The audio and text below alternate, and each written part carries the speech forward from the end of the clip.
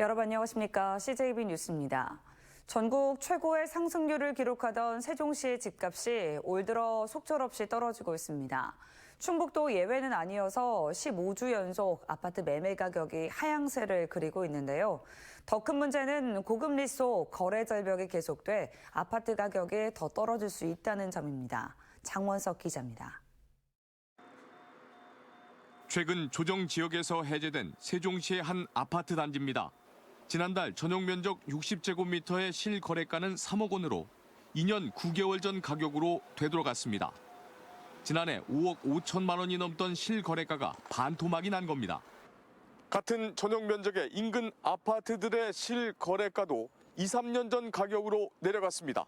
세종시의 집값 하락률은 전국 시군구 중 1위로 최근 급상승한 매매가와 낮은 전세가율 등이 가격 하락을 주도한 것으로 보입니다.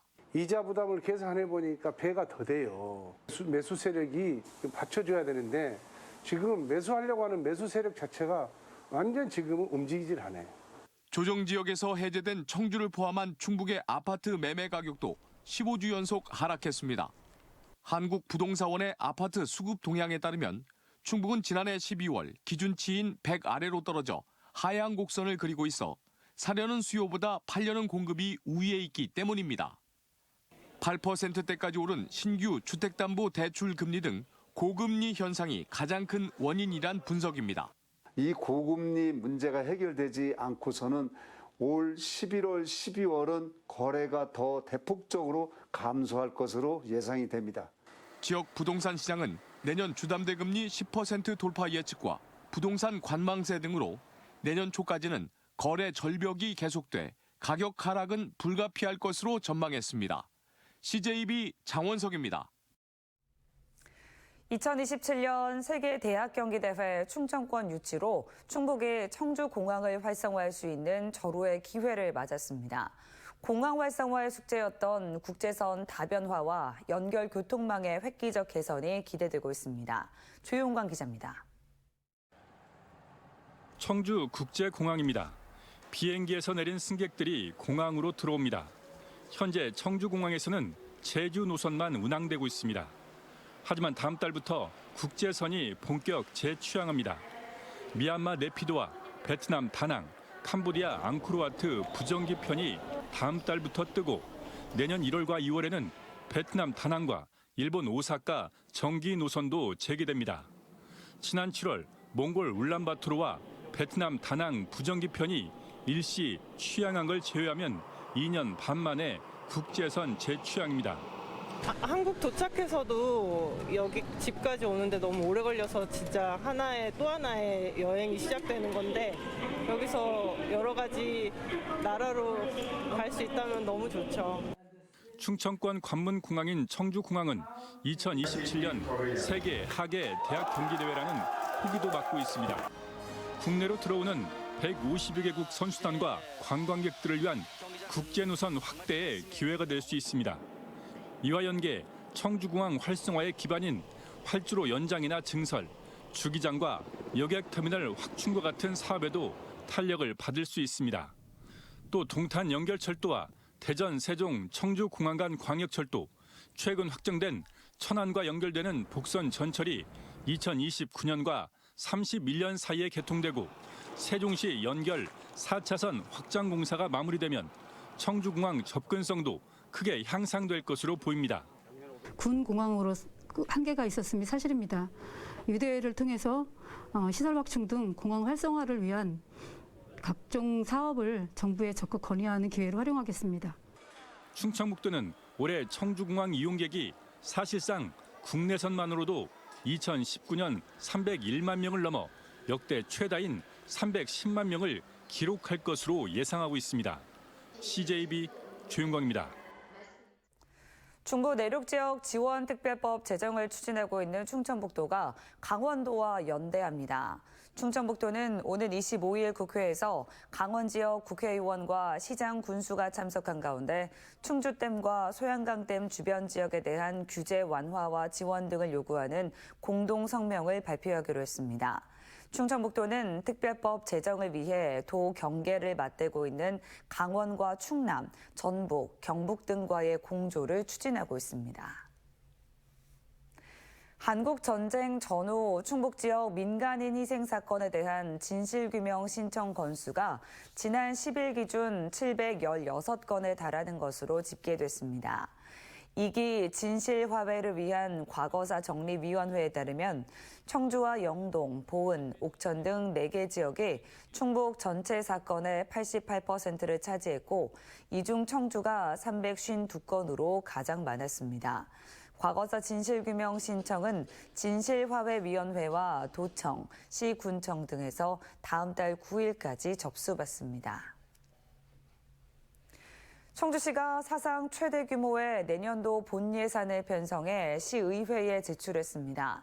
특히 시청 본관동 철거 예산도 17억 원가량 포함됐는데 과연 시의회에서 통과될 수 있을지 관심이 집중되고 있습니다. 안정환 기자가 보도합니다. 내년 예산안을 다루는 청주시의회 정례회가 30일간의 회기에 돌입했습니다.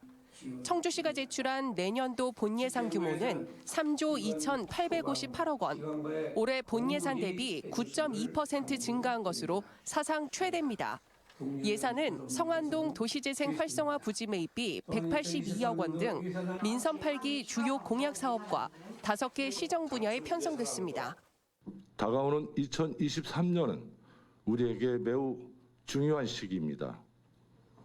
시민이 행복해지고 청주가 더 좋아지는 역점 사업들이 본격적으로 청주시는 이범석 시장이 강력 추진하는 시청사 재설계를 위해 기존 본관동 철거 예산 17억 4,200만 원을 편성했습니다.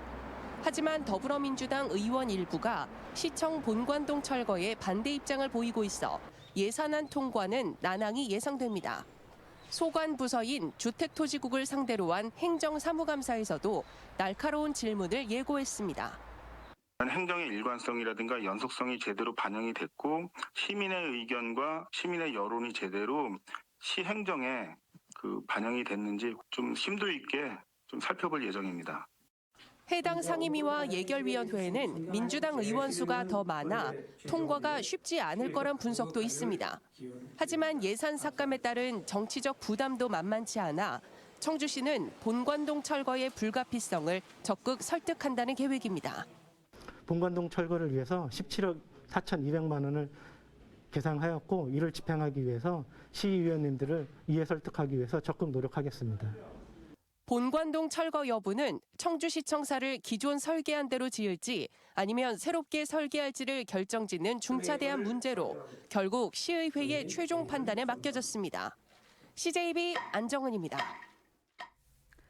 종합부동산세에 대한 논란이 커지는 가운데 충북 지역에는 11,006명에 대한 주택분 종부세가 고지됐습니다. 이는 5년 전인 2017년보다 4배, 지난해보다는 27.7% 증가한 규모입니다. 올해 충북 11,006명에게 고지된 종부세 세액은 343억 원으로 지난해보다 15.1% 감소했습니다. 부과 대상자가 증가했는데도 세액이 줄어든 건 1세대 1주택자 3억 원 특별공제와 공정시장가액 비율이 인하됐기 때문입니다. 충북의 10월 수출 증가율이 10개월 만에 마이너스로 돌아섰습니다. 한국무역협회 충북본부에 따르면 지난달 충북 수출액은 22억 3천만 달러로 1년 전보다 0.1% 감소했습니다. 충북본부는 글로벌 수요 약세를 보이고 있는 반도체와 플라스틱 분야가 각각 32.7%와 14.1% 감소한 영향이 컸던 것으로 분석했습니다.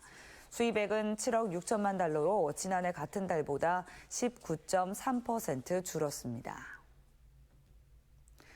도의회에서는 충북교육청에 대한 행정사무감사가 진행됐습니다. 교직원들의 잇단 성비위와 심각한 교권 침해, 특성화고 학생들의 저조한 취업률 문제 등이 도마에 올랐습니다. 진기용 기자입니다. 윤건영 교육감 체제에서 치러진 첫 충북교육청 본청 행정사무감사. 최근 잇따르는 교직원 성비위 문제가 도마에 올랐습니다. 공무원과 달리 공무직 직원의 성범죄는 수사기관에서 교육청에 통보하지 않는다는 점에 대한 대책이 요구됐습니다. 교육 공무 직원 같은 경우에는 해당 부분이 통보가 안 되는 걸로 알고 있습니다. 중대 범죄 부분들이 있을 때는 실질적으로 통보를 하고 거기에 맞는 조치를 취해야 된다고 보는데 60%도 안 되는 직업계고의 저조한 취업률과 일부 학교의 신입생 미달 현상에 대해선 도교육청이 신산업에 맞춘 학과 개편에 소극적이었다는 점이 지적됐습니다. 2018년부터 2022년까지 5년 동안 학과 개편 현황을 보면 학과 개편 횟수가 한 번이고 대부분이 개편 학과도 한 개에 치우쳐 있습니다. 심각한 교권 침해에 대한 대책도 요구됐습니다.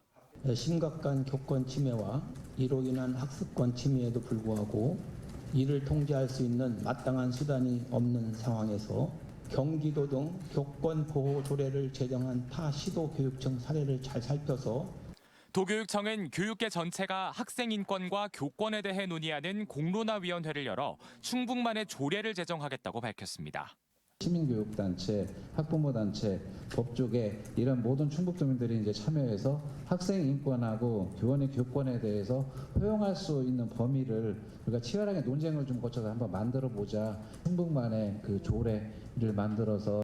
이 밖에 일부 학교 운동장의 제초제 살포와 인조잔디 유해물질 검출 문제, 교장 공모제와 스마트기기 보급 사업에 대한 지적도 이어졌습니다. CJB 진기훈입니다. 충북학교 비정규직 연대회의가 기자회견을 열고 오는 25일부터 총파업에 돌입하겠다고 밝혔습니다. 노조는 교섭을 통해 임금체계 개편 등을 요구했지만 교육청은 받아들이지 않았다고 주장했습니다.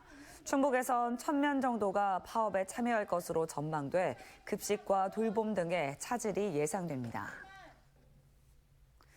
충주 지역 시민단체들이 정부의 국가정원 지정을 요구하고 나섰습니다. 충주 시민단체 연대회의는 충주 지역은 40여 년간 공군 비행장과 충주댐으로 인한 불편함을 떠안고 살고 있다며 보상 차원에서라도 국가정원으로 하루빨리 지정돼야 한다고 주장했습니다. 한편 충주시는 국가정원 조기 조성 염원을 담은 시민 5만 명의 서명부와 건의문을 정부에 전달했습니다. 청주시가 오창 과학산업단지와 오송 생명과학단지에서 발생하는 미세먼지와 소음 저감을 위해 이달 말까지 미세먼지 차단 숲을 조성합니다. 시는 해당 산업단지 부근 1.5헥타르 부지에 총 사업비 14억 원을 들여 상록수 등 큰 나무 10,000여 그루와 야생화 10,000본을 식재하기로 했습니다. 김문근 단양군수가 인구 3만 명이 붕괴된 단양군을 위해 공직자부터 관내로 주소를 이전하라고 지시했습니다. 김 군수는 자녀 학업 등을 이유로 제천시 등 인근 도시에 주민등록을 둔 공무원의 주소를 옮기도록 독려하고 관외에 거주하는 공무원에 대해서도 주소 이전을 유도하기로 했습니다. 단양군의 인구는 지난달 말 기준 27,800여 명으로 계속 감소하는 추세입니다. 검찰이 지난 6일 지방선거 과정에서 공직선거법 위반 혐의로 조사를 받던 김창규 제천시장에 대해 불기소 처분을 결정했습니다. 청주지검 제천지청은 지역기자 금품 제공과 허위사실 유포 혐의에 대해 증거 불충분을 이유로 불기소 처분을 내렸습니다. 검찰의 처분 결과에 따라 김창규 제천시장은 선거사범 공소시효인 다음 달 1일을 앞두고 선거 관련 혐의에서 모두 벗어났습니다. 이상으로 CJB 뉴스를 마칩니다. 고맙습니다.